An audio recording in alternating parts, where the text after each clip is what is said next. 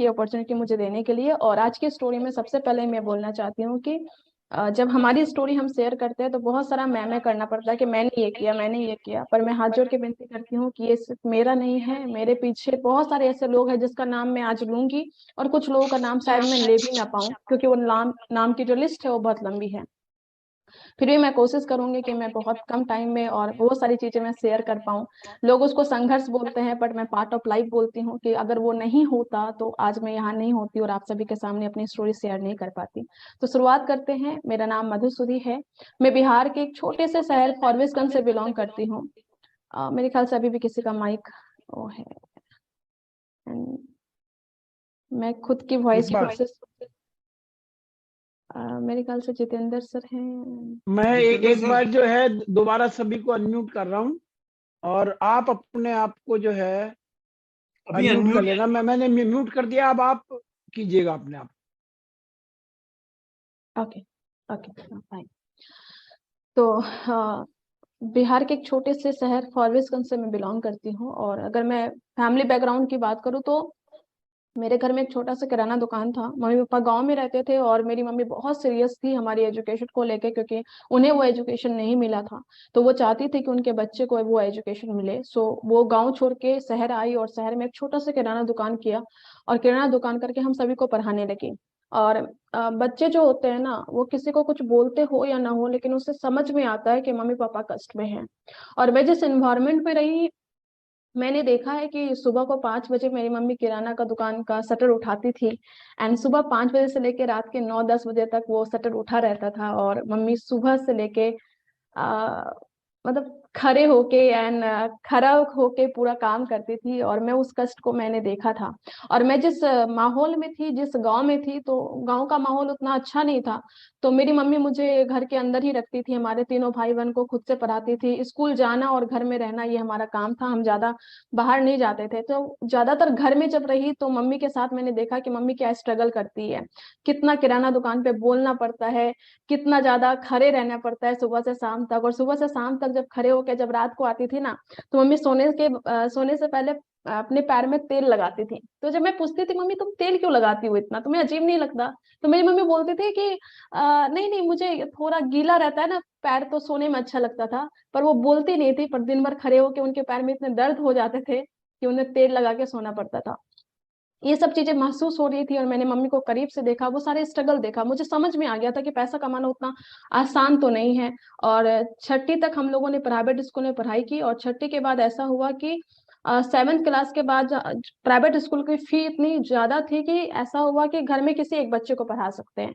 मैं और मेरा भाई दोनों साथ में पढ़ते थे। तो बिहार में और एक शहर में, बिहार के एक छोटे से शहर में अगर ऐसा होता है तो नॉर्मली किसी भी परिवार में ऐसा बोलते हैं कि ठीक है लड़के को पढ़ा लो। तो लेकिन मेरी मम्मी मुझे शायद ज्यादा बहुत प्यार करती थी, या बेटे बेटी में वो फर्क नहीं करना चाहती थी। तो मेरी मम्मी बोले कि या तो पढ़ेंगे तो दोनों सरकारी स्कूल में पढ़ेंगे, यानी तो दोनों प्राइवेट स्कूल में पढ़ेंगे। और उस टाइम पे ये ऑप्शन चूज किया गया और दोनों सरकारी स्कूल में रह गए। तो मुझे आज भी अफसोस है, या मैं ऐसे भाई को चिढ़ाती हूँ कि मेरे कारण वो भी प्राइवेट स्कूल में नहीं पढ़ पाए, क्योंकि मैं उस टाइम पे प्राइवेट स्कूल में नहीं पढ़ पाते, दोनों नहीं पढ़ पाते। खैर, हमारी एजुकेशन सरकारी स्कूल में हुई, पर उसका मलाल कभी भी नहीं है, क्योंकि हमारी सरकारी स्कूल जरूर थी, पर हमारी सोच प्राइवेट वाली थी। हमने अपनी एजुकेशन को अच्छे से किया, और इस तरीके से करते रहे। जब 9th-10th में गए तो मुझे समझ में आया कि कुछ एक्स्ट्रा करना चाहिए हमें। तो मैं और मेरे भाई ने ट्यूशन पढ़ाना स्टार्ट किया। मेरी मम्मी दिन भर किराना दुकान में करती थी, वो भी कुछ ट्यूशन पढ़ाती थी, हम लोग भी कुछ ट्यूशन पढ़ाते थे। और ऐसे ट्यूशन पढ़ा के कुछ पॉकेट खर्च निकलता था, जिससे हम बुक्स खरीदते थे, क्योंकि बुक्स पढ़ने का हमारा बहुत शौक था। 9th-10th में भी हमारी एजुकेशन बहुत अच्छी रही, और हमने अपने स्कूल में टॉपर्स में से एक थे। और उसके बाद मैं एक स्क्रीन शेयर करूंगी, क्योंकि मुझे बोला गया था कि मैं कुछ पिक्चर्स शेयर करूं। तो ये मेरी 10th के बाद की पिक्चर है, जहाँ पे मुझे डिस्ट्रिक्ट लेवल पे सम्मानित किया गया था अपनी एजुकेशन को लेके, क्योंकि मैं एजुकेशन में अच्छा की थी। देन मैंने 11th-12th की अपनी एजुकेशन की, और 11th-12th में मैं बिहार बोर्ड में टॉप 1% में थी। पूरे के पूरे बिहार बोर्ड में जब मैं टॉप 1% पे आई, तो उस बेसिस पे मुझे स्कॉलरशिप मिली। और उसी टाइम पे 12th के आसपास ही मेरे घर पे एक मेरे रिश्तेदार आते हैं, और वो मम्मी को आरसीएम का प्लान दिखा रहे होते हैं। और चूंकि मेरा ऐसा था कि स्कूल से आने के बाद मैं मम्मी के पास बैठती थी, और उस टाइम पे जब वो प्लान दिखा रहे थे तो मैं भी उस प्लान को देखी, और प्लान को देखने के बाद में ऐसा हुआ कि मुझे लगा कि कुछ तो अलग है। ये लोग बड़ी बड़ी बातें कर रहे हैं, 5 साल में जिंदगी बदलने की बात कर रहे हैं, अनलिमिटेड इनकम की बात कर रहे हैं, रॉयल्टी इनकम की बात कर रहे हैं। तभी मुझे फर्स्ट बार रॉयल्टी इनकम की बात समझ में आई थी कि रॉयल्टी इनकम नाम की भी कोई चीज एग्जिस्ट करती है। क्योंकि मैं जिस बैकग्राउंड में थी, उस बैकग्राउंड से मुझे समझ में आया था कि मुझे ठीक ठाक नौकरी मिल जाए ना तो मेरे लिए बहुत है, मैं अपने घर में कुछ पैसे कंट्रीब्यूट कर पाऊँ, यही मेरे लिए बहुत है। उस टाइम पे मेरी ये सोच थी। एंड उस टाइम पे ये बोला गया कि रॉयल्टी इनकम जैसे नाम एग्जिस्ट करती है, तो मुझे लगा कि कुछ तो अलग है। तो उस रिश्तेदार से मैंने पूछा, कुछ अलग अलग क्वेश्चन मैंने पूछे, उस क्वेश्चन का आंसर वो दे नहीं पाए। तो मैं उनसे पूछे कि वो बार बार जब प्लान दिखा रहे थे तो वो बार बार अपने सीनियर का नाम ले रहे थे। तो मैं बोली कि ठीक है, आप उस सीनियर से अब बात करवा दीजिए, क्योंकि उस टाइम तक मैं अपने स्कूल में अच्छा कर रही थी और मुझे लोगों से बात करना आता था, मैं स्पीच वगैरह देती थी, डिबेट वगैरह प्रोग्राम में जाती थी, तो मुझे ये हिचक नहीं थी कि मुझे किसी से बात करनी है। तो मैं बोली कि आप उनसे बात करवा दो। तो उन्होंने मुझे आंसर दिया था कि मधु, तुम इस लेवल पे नहीं हो कि वो तुमसे बात करेंगे, और मुझे उनसे बात करने का मौका नहीं मिला। ऐसे टाइम बीता, उसके बाद हम इग्नोर कर दिए कि चलो ठीक है, आते जाते रहते हैं। और उसके बाद एक दिन जब मुझे उस अपलाइन का कैसेट सुनने को मौका मिला, और मुझे लगा कि नहीं यार, जिंदगी में बस अपने लिए पैसे कमाना और बस नौकरी करना, ये मकसद तो नहीं होनी चाहिए। क्योंकि जब उनका एक ऑडियो सुनी थी तब मुझे लगा था कि ये देश को बदलने की बात कर रहे हैं, ये लोगों को रोजगार देने की बात कर रहे हैं, ये रॉयल्टी इनकम की बात कर रहे हैं, पैसिव इनकम की बात कर रहे हैं, जो कि बहुत बड़ी बात थी मेरे लिए। तभी मेरी थोड़ी सोच बदली कि मैं क्यों नहीं ऐसा सोच रही हूँ, मैं क्यों सिर्फ अपने बारे में सोच रही हूँ, मुझे थोड़ा सा ऐसा सोचना चाहिए। और फिर एक दिन वही रिश्तेदार आते हैं घर पे, और मैं उनके फोन से उनके अपलाइन का नंबर चोरी कर लेती हूँ एक तरीके से। वो मुझे देते हैं फोन चार्ज में लगाने के लिए, और मुझे लगा मुझे बात करनी है, और मुझे लगता है कि अगर किसी चीज को पाने की जिद हो ना तो रास्ता निकल जाता है। उन्होंने मुझे मोबाइल चार्ज में लगाने के लिए दिया, और मैंने बस सर्च किया और वो नंबर मैंने निकाल लिया। और उस नंबर को निकालने के बाद मैंने 3-4 महीने तक कोशिश की उनसे बात करने की, पर मैं भी शायद, मैं जब कॉल करती थी तो वो बिजी रहते थे, और वो जब कॉल करते थे तो मैं स्कूल में रहती थी, तो हमारी बात नहीं हो पाई। तो काफी टाइम के बाद जब उनसे बात हुई, आवाज डिसलोकेट हो रही है आपकी, क्या मेरी आवाज प्रॉपर नहीं आ रही है? क्या कोई बताएंगे? बहुत अच्छी आ रही है, परफेक्ट। प्रॉपर आ रही है मैम, बहुत बढ़िया आ रही है। बिल्कुल प्रॉपर है, continue please. Okay, thank you. तो मैंने उनका नंबर लिया, और काफी टाइम के बाद, 3-4 महीने के बाद में मैंने उनसे बात की, तो उन्होंने बताया कि मैं पूछे कि मैं काम करना चाहती हूँ, तो उन्होंने सब कुछ बताया, मुझे सारी इन्फॉर्मेशन दी। और इन्फॉर्मेशन देने के बाद वो मुझसे पूछते हैं कि तुम क्या करती हो। तो मैं बोली बस अभी 12th का एग्जाम दूंगी मैं। तो उन्होंने बोला कि फोन रखो, जाके पढ़ाई करो। और उन्होंने कम्प्लीटली मना कर दिया कि तुम्हें आर्ट्स में बिजनेस अभी नहीं करना, जो मेरी अपलाइन है। और मैं उनका नाम यहाँ पे लेना चाहूंगी कि मिस्टर मोहन प्रसाद, जो बिहार के पहले रॉयल्टी अचीवर है, और उन्होंने मुझे इस बिजनेस में पाला है। और न सिर्फ बिजनेस में बल्कि एजुकेशन में, मेरी पर्सनल लाइफ में, मेरे personal life plus professional life दोनों में जो मेरी ग्रोथ है वो कहीं ना कहीं में उनकी बदौलत है। आज मैं बहुत शुक्रगुजार हूँ। कहते हैं कि रिच डैड पुअर डैड होते हैं, तो मुझे वो सच में दिखे हैं, वो मेरे रिच डैड हैं। और मुझे हमेशा आज भी वो बहुत अच्छा गाइड करते हैं। तो उनसे बात हुई, उन्होंने बोला कि पहले अच्छे कॉलेज में जाओ।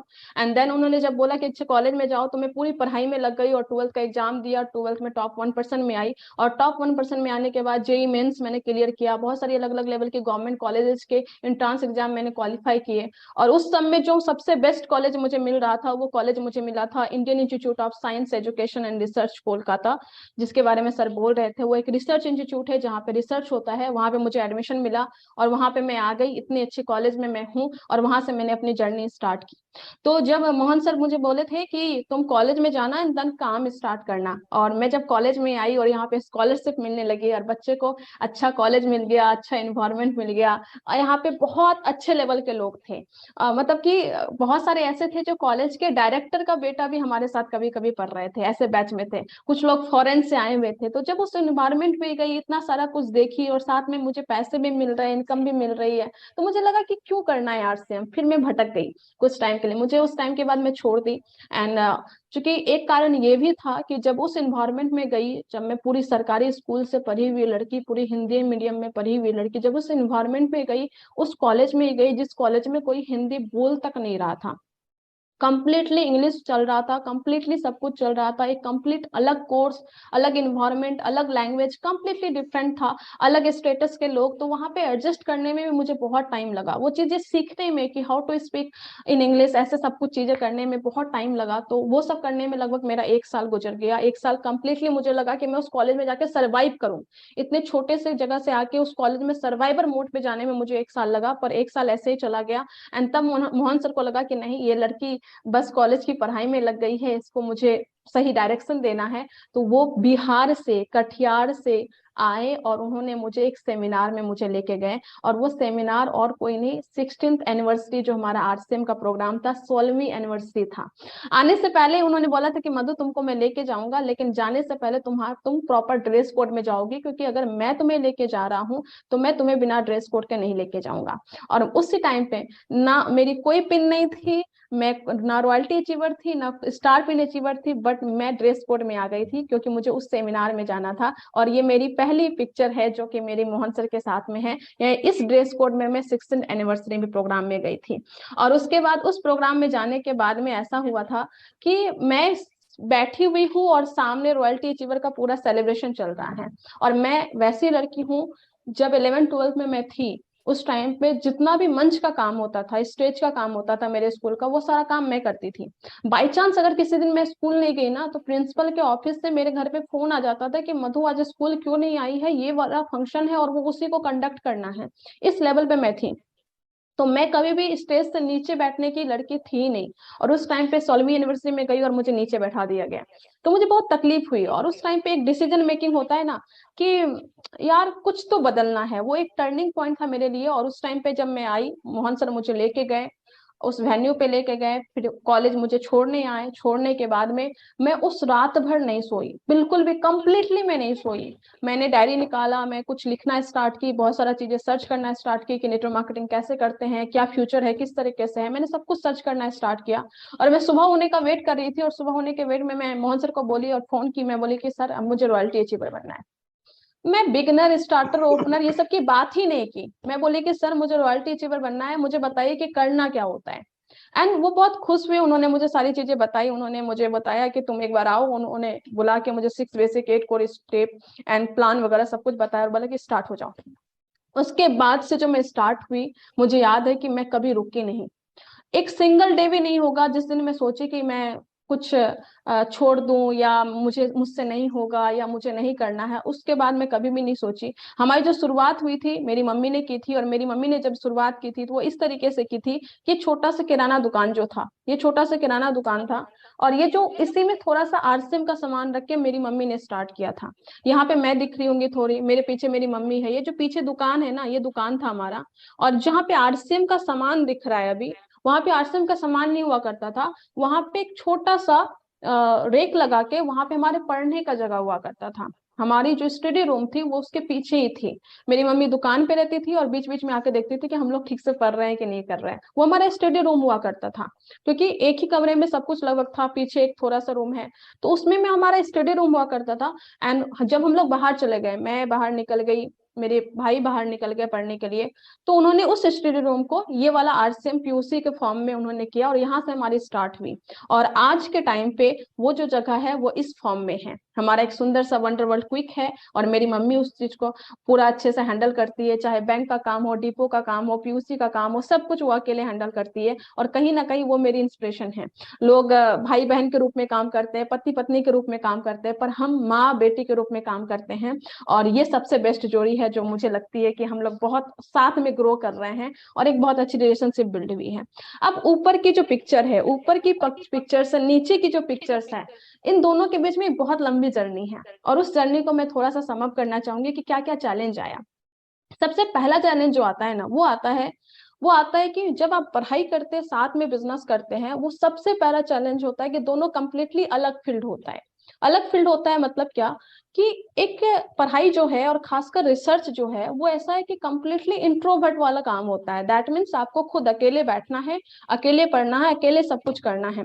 एंड रिसर्च में कुछ भी अवेलेबल नहीं है इंटरनेट पे, आपको खुद से सोचना है, खुद से सब कुछ करना है। 4 चीजें पढ़नी है, उसके बाद एक नई चीज सोचनी है। तो ये कंप्लीटली एकांत में काम करने वाला चीज होता है। और दूसरी जो चीज होती है बिजनेस, वो लोगों से मिलके काम करने वाला होता है, कंप्लीटली एक्सट्रोवर्ट वाला काम होता है। और इन दोनों के बीच में बैलेंस करना ये बहुत टफ होता था उस टाइम पे।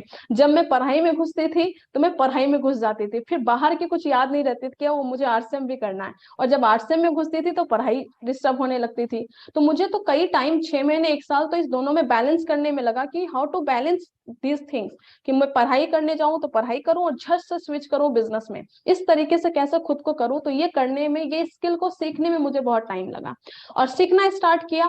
और मुझे पता था कि कोई भी चीज स्किल सीखी जा सकती थी, तो मैंने सीखना स्टार्ट किया, मीटिंग सेमिनार में जाना स्टार्ट की। ये मेरी पहली मीटिंग थी जो मोहन सर मुझे लेके गए थे। उसके बाद 12/7 में ये मेरी पहली मीटिंग थी जो मैं इंडिविजुअल अकेले गई थी मुकेश कोठारी सर के मीटिंग में, और उन्होंने बिजनेस माइंडसेट मुझे सिखाया। और इसलिए मैं आज कहती हूँ कि मेरा एक नाम है ही नहीं मेरे सफलता में, हर एक जितने भी कोर लीडर हैं, जितने भी टेक्निकल अचीवर है, सबका कहीं ना कहीं कंट्रीब्यूशन है। तो यहाँ से मैंने स्टार्ट किया और उसके बाद मैं कोई भी मीटिंग मिस नहीं करती थी। इनफैक्ट ऐसा होता था कि 1 महीने में 2-3 मीटिंग में चली जाती थी, और मीटिंग को अटेंड करने के लिए मैं 200-300 किलोमीटर चली जाती थी। 50 किलोमीटर 60 किलोमीटर मेरे लिए तो नॉर्मल था, और मैं अकेले ट्रैवल करती थी। और जब ये अकेले करती थी तो बहुत सारे लोग बोलते थे कि लड़की है अकेले ट्रैवल कर रही है, पर मुझे पता है कि मेरी जो पर्सनल प्रोटेक्शन है वो मेरे हाथ में है। मैं प्रोटेक्ट करूंगी खुद को। अगर आप कॉन्फिडेंट हो, आप चल रहे हो, तो कोई भी कुछ नहीं कर सकता। मेन चीज है कि आप में कितना कॉन्फिडेंस है। तो इसलिए मैंने उस तरीके से स्टार्ट किया, अकेली जर्नी स्टार्ट की। दोस्त आपके मूवी देखने के लिए जाते हैं साथ में, आपके साथ डिनर करने के लिए जाते हैं, आपके साथ बर्थडे पार्टी में जा सकते हैं, आपके साथ पार्टी वगैरह में जा सकते हैं, पर आपके साथ सीखने के लिए सेमिनार में नहीं जाता है। ये मैंने सीखा है जिंदगी से। आपको अपना सीखने का काम अकेले करना पड़ेगा और आपको अपनी जिम्मेदारी खुद लेनी पड़ेगी। तो मैंने अकेले लेना स्टार्ट किया, ट्रैवलिंग करना स्टार्ट किया, सब कुछ करना स्टार्ट किया, और ये मेरा फेज स्टार्ट हो गया। लेकिन दूसरा जो प्रॉब्लम था वो था प्रोडक्ट का। मुझे याद है कि जब मैं प्रोडक्ट लेने जाती थी और मेरे पास आसपास कोई दुकान नहीं था, क्योंकि आरसीएम का कोई पीयूसी वगैरह सब नहीं था, क्योंकि मैं एक गवर्नमेंट कॉलेज में थी, और गवर्नमेंट कॉलेज जो होता है वो हमेशा आउटर एरिया में होता है।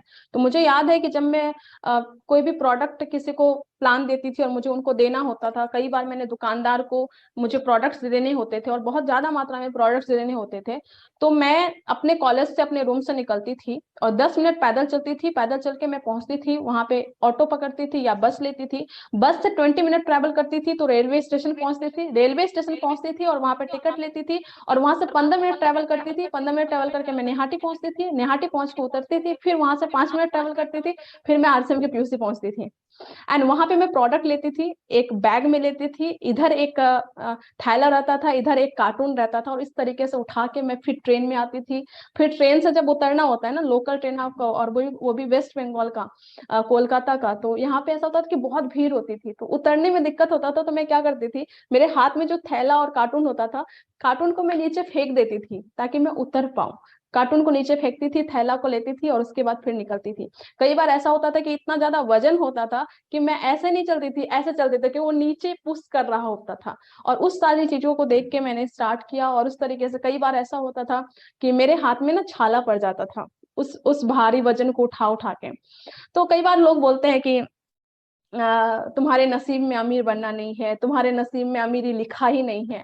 तो कई बार जब ऐसे लोग बोलते थे ना कि अरे ठीक ठाक नौकरी तो मिल ही जाएगी, तुम बीएसएमएस कर लो, स्कॉलरशिप मिल रही है, पीएचडी कर लोगी, उसके बाद अच्छा खासा तुम्हें लाखों में तो इनकम आएगी ही तुम्हें। और ठीक है, लेकिन मुझे पता था लाखों की इनकम अमीरी तक तो लेके नहीं जाएगा। तो लोग बोलते थे अमीरी की लकीर तुम्हारे हाथ में नहीं है।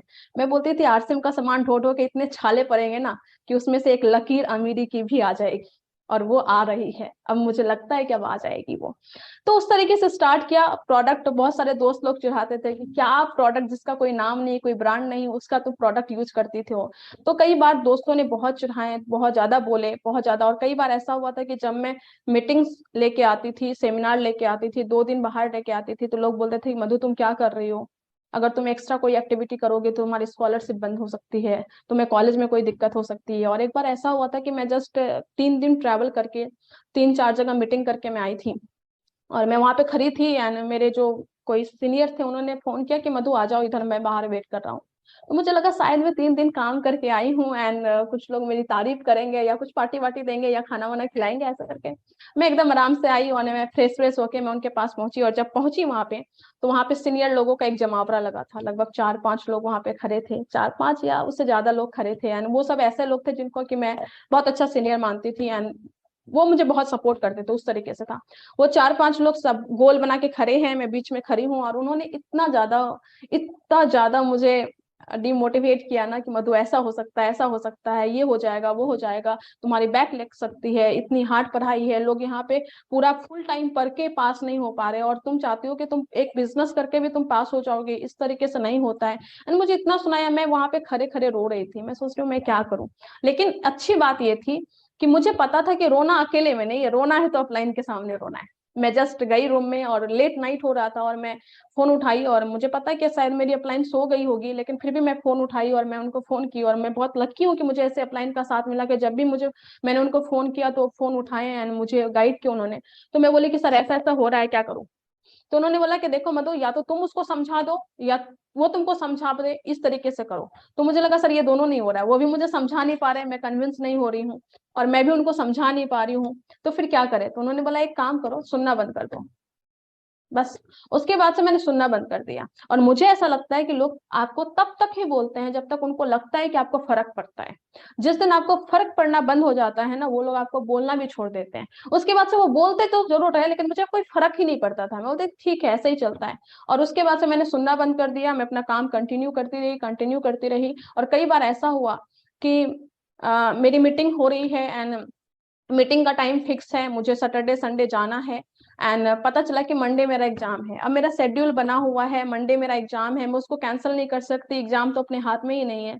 तो मैं अपने नोट्स लेके जाती थी और जब मैं ट्रेवल में जाती थी ना, तो मैं ट्रेन में बैठती थी, ऊपर वाली सीट में बुक करती थी और वहां पे लाइट्स बंद है, मैं टॉर्च, अपना मोबाइल का टॉर्च जलाती थी, वो सारे नोट्स में पढ़ते पढ़ते जाती थी, मीटिंग करती थी, फिर आती थी, फिर ऊपर बैठती थी, नोट्स पढ़ते पढ़ते आती थी, सुबह में थोड़ा रिवीजन करती थी और सुबह 10 बजे जाके एग्जाम दे देती थी।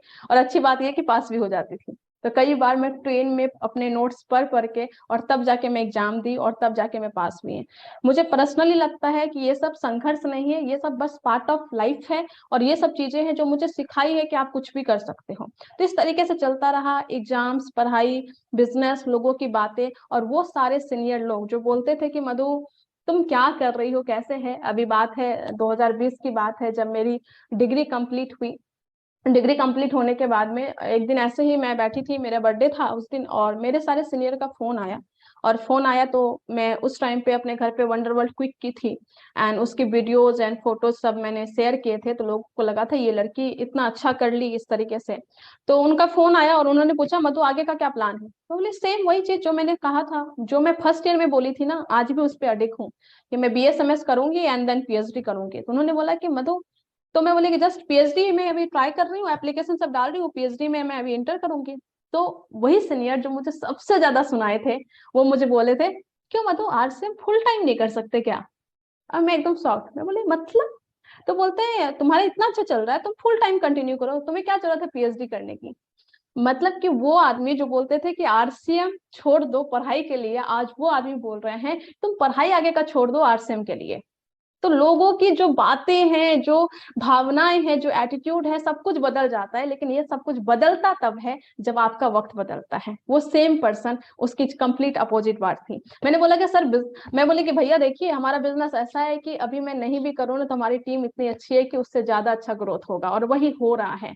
और भगवान की कृपा से इतनी अच्छी टीम मिली कि बहुत अच्छा ग्रोथ हो रहा है, सबका सहयोग है। कई बार ऐसा होता है कि जब मेरा एग्जाम्स होते हैं तो उस टाइम पे मैं बोलती हूँ कि ये 4 दिन में बिजी रहूंगी, तो उस 4 दिन में हमारे लीडर संभाल लेते हैं, कोई दिक्कत नहीं है। वो लोग 4 दिन फोन भी नहीं करते और जिस दिन एग्जाम खत्म हो जाता है उस दिन फोन करते हैं कि मैडम आपका एग्जाम हो गया ना, आप बात कर सकते हैं। बोले हाँ आप बात कर सकते हैं। तो इतना अच्छा टीम, इतनी अच्छी अपलाइन और इतने अच्छे पेरेंट्स मुझे मिले कि उसके सहयोग से मैं पूरा का पूरा कर पा रही हूँ। कुछ चीजें और अगर मैं शेयर करूँ तो मैंने इस तरीके से मैंने स्टार्ट किया किया। स्टार्ट करने के बाद मैंने ट्रैवलिंग स्टार्ट किया, चाहे लोकल ट्रेन हो, बस हो, कार हो, अकेले हो, अलग अलग जगह जाके मैंने अकेले ट्रैवल करके पूरा का पूरा बिजनेस मैंने शुरू किया, स्टार्ट किया। और कई बार ऐसा हुआ कि जब मेरा एडमिशन होने वाला था पीएचडी में, और उस टाइम पे मुझे पता चला कि पीएचडी में जब मैं चली जाऊंगी तो थोड़ी सी मैं बिजी हो जाऊंगी, तो मैं चाहती थी कि उस टाइम तक मैं अपने टीम में सभी जगह चली जाऊं। तो मैंने स्टार्ट किया, 1 तारीख को मैं निकल गई। 1 तारीख को मैं निकली, ये बात है लगभग मेरी एडमिशन हुई थी जुलाई में, एंड ये मई जून की बात है। तो मैं ये 2022 की बात है। तो मई जून में जब मैं ट्रैवलिंग के लिए निकली, 1 तारीख को मैं निकल गई, और मैं 12 से 13 दिन पूरा बाहर थी, लगभग 14 से 15 दिन, क्योंकि वो फिर मैं कटिहार आई थी, कटिहार में अपने अपलाइन के पास 2 दिन रुकी थी, फिर मैं घर गई थी। तो अपने घर से मैं लगातार 15 दिन बाहर थी, और लगातार पूरा हो गया था। तो वो जब मैं बाहर थी पूरा, तो मेरी मम्मी तक को पता नहीं था कि आज मैं यहाँ पे हूँ तो कल मैं कहाँ रहूंगी, परसों कहाँ रहूंगी। रात को एक बार फोन आता था और पूछते थे मधु हो कहाँ, तो मैं बोलती थी अभी मुजफ्फरपुर हूँ, कभी मैं बरौनी हूँ, कभी कहीं हूँ, कभी पटना हूँ, कभी कहीं हूँ, कभी यूपी हूँ, कभी झारखंड हूँ, कभी वेस्ट बंगाल, इस तरीके से। तो मम्मी बस ये पूछती थी। और ये बिलीव है, मैं ये फर्स्ट मेरी प्लेटफॉर्म पे मैं पहली बार मैं बोलना चाहूंगी कि ये जो भी है मम्मी की बदौलत है, क्योंकि उन्होंने जो सपोर्ट मुझे दिया है ना, वो जब मैं बोलती हूँ ना रात के 11 बजे भी कि मैं मीटिंग में हूँ, मम्मी बाद में बात करते, वो फोन रख देती है, हाँ ठीक है। वो बस एक बार बस पूछती है मतलब ठीक हो, खाना खाया, एंड तुम कहाँ हो, जस्ट दैट्स इट। कोई प्रेशर नहीं है, और कहीं ना कहीं ये बहुत बड़ा कंट्रीब्यूशन है मेरी सक्सेस में। अदरवाइज वो सपोर्ट नहीं मिलता तो शायद मैं नहीं कर पाती। कई बार ऐसा हुआ कि जब स्टार्टिंग था तो पैसे की बहुत ज्यादा दिक्कत थी। स्कॉलरशिप जो थी, स्कॉलरशिप से मैं सामान लेके आ जाती थी, और वो सामान किसी को दे देती थी, पैसा सही टाइम पे मिलता नहीं था कई बार। और एक बार ऐसा हुआ था कि मैं साउथ 24 पैरागन में थी, वेस्ट बंगाल में, एंड वहां पे मैं मीटिंग कर ली, सब कुछ कर ली, और मैं वहां पे वेट कर रही हूँ कि कब बस आएगी और मैं बस से जाऊंगी। और वो बस आ नहीं रही है, आ नहीं रही। और मुझे ये टाइम पे ऐसा लग रहा था कि मुझे लास्ट बस जो होती है मेरे घर कॉलेज के लिए, वो 10 बजे होती है, मुझे 10 बजे तक पहुंचना है। और ट्रैवलिंग का जो टाइम है वो लगभग 4 घंटे है। शाम के बज गए हैं 5, मुझे बस मिल नहीं रही है, मैं किस तरीके से जाऊंगी मुझे पता नहीं। और तभी अचानक से मेरी अपलाइन का फोन आता है, बोलते मधु कहाँ हो। बोले बस यहाँ पे हूँ, और मैं बस का वेट कर रही हूँ। उन्होंने बोला बस नहीं मिल रही, मैं बोले कि 1 घंटे से वेट कर रही हूँ, बस नहीं मिल रही। उन्होंने बोला ठीक है ओला कर लो, उबर कर लो। मैं बोले कि सर उतने पैसे नहीं है कि मैं ओला उबर करूं, बहुत कम अमाउंट होता था और सोच समझ के करना होता था। और ऐसा नहीं है कि मैं अगर मम्मी को फोन करती तो वो मुझे नहीं देती ऐसा कुछ, लेकिन एक ऐसा था कि खुद के दम पे करना है, एक वो सा रहता है तो नहीं मांगना है उस तरीके से। तो उस टाइम पे मेरी अपलाइन बोलती है कि ठीक है, और उन्होंने फोन रखा और मेरे अकाउंट में उन्होंने 2,000 रुपये मुझे भेजे। तो और फिर मैं सोची कि चलो ठीक है, ओला करके मैं आई। लेकिन वो टाइम था कि मैं उस सब चीजों को नहीं भूल सकती, और जैसे ही मेरा नेक्स्ट पेमेंट आया मैंने उनको वो पैसे भेजे। और यही चीज है जो मुझे बहुत ज्यादा आगे बढ़ाई, मुझे सपोर्ट मिला, बस उस सपोर्ट को मैंने कभी मिस यूज नहीं किया। जब भी मेरे पास 2,000 रुपये आए, तुरंत अगले महीने मैंने उनको ट्रांसफर किया। और आज के टाइम पे मेरे पास मनी का इतना प्रॉब्लम था, लेकिन फिर भी आज के टाइम पे कोई भी ये नहीं बोल सकता, चाहे वो अपलाइन हो, चाहे डाउन लाइन हो, चाहे लाइफ लाइन हो, चाहे क्रॉस लाइन हो, चाहे कोई पीयूसी वाला हो, कोई भी ये नहीं बोल सकता कि मधु के पास मेरा इतना पैसा बाकी है। क्योंकि मैंने मनी को लेके कष्ट जरूर था, पर मैंने उस चीज को अच्छे से मैनेज किया कि मेरे ऊपर किसी का कर्ज ना हो। और यही कारण है कि आज मैं अच्छा इनकम ले पा रही हूँ। नियत का बहुत बड़ा कंट्रीब्यूशन होता है। तो चाहे मनी का प्रॉब्लम हो, टाइम का प्रॉब्लम हो, सब कुछ को मैंने मैनेज किया, और मैनेज करते करते एक अच्छी जर्नी को मैंने जिया है। और ये मेरे लिए खुद प्राउड फील है कि उसके बाद जब 2020 आया, कंप्लीटली लॉकडाउन था, जस्ट मैं जर्नी स्टार्ट करके मैं काम कर रही थी और लॉकडाउन आ गया। जैसे ही लॉकडाउन आया तो फिर मैंने अलग तरीके से सीखना स्टार्ट किया, और सीखते सीखते बहुत अच्छी अच्छी चीजें हुई। मैं डॉक्टर विवेक बिंदर सर की टीम में गई, वहां पे भी मैंने बहुत अच्छा किया, वहां पे भी मैंने टॉप परफॉर्मर में थी। लेकिन मुझे पता था कि मैं उस चीज में नहीं जा सकती, मुझे फोकस करना है। फिर मैंने फोकस किया, वहां से जो चीजें मैंने सीखी थी, मैंने डिजिटल मार्केटिंग सीखी थी, मैंने इंस्टाग्राम मार्केटिंग सीखी थी, चाहे फेसबुक मार्केटिंग कैसे करते हैं, यूट्यूब पे कैसे अपने ब्रांड को बिल्ड करते हैं, वो सब सीखा मैंने। और टीम से सब कुछ मुझे अच्छे से मिला, और वो सब सीखते हुए मैंने डिजिटली काम करना स्टार्ट किया। जब लॉकडाउन आया, 1 zoom meeting, 2 zoom meeting, personal 1-to-1 zoom meeting, ऐसे करते करते जब घर में थी, लॉकडाउन था, घर में थी, और मुझे उस टाइम पे भी बहुत ज्यादा सपोर्ट मिला। मेरा भाई पूरा सेटअप रेडी कर देता था, मेरा मम्मी मेरे मम्मी मुझे खाना ला के दे देती थी और मैं लगातार जूम मीटिंग करते जा रही हूँ, मैं उठती नहीं थी अपने सीट से। एक एक प्लान में जूम मीटिंग पे जितने भी मेरे पास कॉन्टेक्ट थे सबको मैंने करना स्टार्ट किया, और इस तरीके से करते करते जब 2016 में मेरी रॉयल्टी हुई थी, 2017 में रॉयल्टी हुई थी, फिर 2018 2019 लगातार मैं पिन को चेंज कर रही थी। लेकिन जब लॉकडाउन आया तो मुझे लगा कि अब मैं क्या करूं, और मेरा एक संकल्प था कि मैं कॉलेज खत्म होने से पहले अपना टेक्निकल करूंगी। और मेरा कॉलेज खत्म होने वाला था 2020 में, वो भी 2020 में लगभग सितंबर के आसपास। और मुझे लग रहा था कि मैं कैसे अपना टेक्निकल करूंगी, कैसे क्या करूंगी, लेकिन सब कुछ अच्छा चला। 2020 में पहले ही मैं अपना टेक्निकल कर, मतलब कि मेरा कॉलेज खत्म होने से पहले मेरा टेक्निकल हो गया था। वो जस्ट बिकॉज की एक इच्छा थी, लगातार प्रोस्पेक्टिंग कर रही थी और लगातार काम कर रही थी। उसके बाद लॉकडाउन हुआ, लॉकडाउन में ही मैंने उस पर्ल के पिन को स्टार पर्ल किया, due to digital marketing, due to Zoom meeting, online business marketing करके। फिर मुझे लगा कि अब मुझे और बड़ा करना है, और धीरे धीरे काम करती गई और लगातार टीम बिल्ड करती गई, लगातार सीखती गई, और सीखते सीखते फिर मैंने एमरॉल्ड की पिन को हासिल किया। ये मेरा डिग्री है। जब मैंने 2020 में मुझे BSMS की डिग्री मिली थी, उससे पहले मैं रॉयल्टी, उससे पहले मैं टेक्निकल अचीवर बन गई थी। तो मैं टेक्निकल पहले बनी और तब मैं ग्रेजुएट हुई थी। ये पावर है RCM बिजनेस का। मतलब कि जिस टाइम पे 20,000 की इनकम की नौकरी भी कोई नहीं दे सकता, तो उस टाइम पे मैं RCM से लगभग 60-70 हजार रुपया महीने की इनकम ले रही थी। मैं ग्रेजुएट हुई एंड उसके बाद फिर मैं अलग अलग प्लेटफॉर्म पे गई और बहुत अच्छे अच्छे लोगों से मिली, बहुत अच्छी अच्छी संगति मुझे मिली, बहुत अच्छा अच्छा सपोर्ट मिला। और ये सबको करते करते लगातार, और ये जो इन सब लोगों से मिलते हैं ना, जब इनकी स्टोरी सुनते हैं एंड इन लोगों से RCM में जितने भी हमारे कोर लीडर हैं उनकी स्टोरी सुनते हैं, और खासकर जब भी मैं अपनी अपलाइन की स्टोरी सुनती थी ना, तो उनका जो संघर्ष था, तो मुझे लगता था कि उन सभी के सामने मेरा कुछ भी संघर्ष नहीं है। उन सभी के जो जो प्रोडक्ट नहीं थे, RCM बंद हो गया था, उस टाइम का संघर्ष था। कल मैं संध्या मैडम की स्टोरी सुन रही थी, उन्होंने बताया किस तरीके का संघर्ष था। जब कल्याणी मिश्रा मैडम की सुनी, पूजा मैम की सुनी, इन सभी का जितने भी लोग थे, और मैं 1 बजे वाली मीटिंग में नहीं रह पाती, जस्ट बिकॉज इस टाइम पे मेरा लैब होता है, तो उस टाइम पे मैं नहीं अटेंड कर पाती। लेकिन बाद में मैं यूट्यूब लाइव सबका सुनती हूँ और सबकी स्टोरी मैंने सुनी, CR मैडम की भी स्टोरी मैंने सुनी। तो आप लोगों के जो संघर्ष है ना, आप लोगों ने बंजर धरती में बिजनेस को किया है, और मुझे लगता है आप लोगों के सामने मैं एकदम टाइल्स बिछी हुई जगह पे मैं बिजनेस को कर रही हूँ। तो आप सभी के सामने मेरा कोई संघर्ष है ही नहीं। और मुझे लगा चूंकि आप लोगों ने उस बंजर धरती पे बिजनेस को किया है, तो मैं टाइल्स बिछी हुई जगह पे कर रही हूँ, तो मेरी स्पीड तो अच्छी होनी ही चाहिए, और ये सभी में आपका कंट्रीब्यूशन है। और इसी स्पीड को मेंटेन करते हुए, सभी की स्टोरी को जानते हुए, अभी मैं एमरॉल्ड के लेवल पे हूँ, एमरॉल्ड की बिजनेस पे हूँ, और लगातार मैं बिजनेस पे भी हूँ, और साथ में लगातार मैं 1 लाख से ऊपर का चेक पर मंथ में देख रही हूँ। और उस इनकम से अभी हमारे घर में बहुत अच्छा माहौल है। मेरे घर पे एक अच्छा वंडर वर्ल्ड क्विक है जो कि मम्मी और पापा देखते हैं। मेरा भाई मैथमेटिक्स में PhD कर रहे हैं जो कि मध्य प्रदेश में है। मेरी जो छोटी सिस्टर है, कहते हैं कि वो बहुत अच्छे एरा में आई, और वो कम संघर्ष देखी हम लोगों से, क्योंकि हम लोगों ने वो संघर्ष को उस तक आने ही नहीं दिया। वो भी B.Pharma कर रही है फ्रॉम छत्तीसगढ़, और मैं PhD कर रही हूँ इन साइस्मोलॉजी। साइस्मोलॉजी बेसिकली अर्थक्वेक से रिलेटेड है। बेसिकली हम भूकंप से जो भी डेटाज आते हैं, उस डेटा को हम लोग प्रोसेस करते हैं ना, देखते हैं कि हमारा अर्थ का स्ट्रक्चर क्या है। अगर मैं ब्रीफ में बोलूँ तो हमारा प्रोग्रामिंग का पूरा काम है, और उस चीज को करते हुए मैं बिजनेस कर रही हूँ और लगातार इस चीज को मेंटेन कर रही हूँ। तो मेरे घर में वंडर वर्ल्ड क्विक है, मैं कोलकाता में PhD कर रही हूँ, मेरा भाई मध्य प्रदेश में PhD कर रहे हैं, और मेरी जो छोटी बहन है वो छत्तीसगढ़ से B.Pharma कर रही है। और सब लोग एजुकेशन बैकग्राउंड में अच्छा कर रहे हैं, और मैं चाहती हूँ कि हमें सबको अच्छी एजुकेशन मिली, और उस अच्छी एजुकेशन के साथ में हम इस बिजनेस को बिल्ड करें। मेरा भाई भी कहीं ना कहीं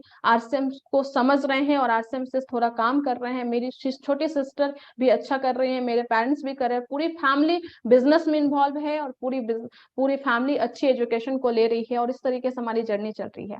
तो उम्मीद करती हूँ आपको ये स्टोरी अच्छी लगी होगी, एंड आप सभी का आशीर्वाद चाहिए ताकि मैं ऐसे ही काम करती रहूं और लगातार ऐसे ही बिजनेस को करती रहूं। तो thank you so much, thank you Gurudev, over to you.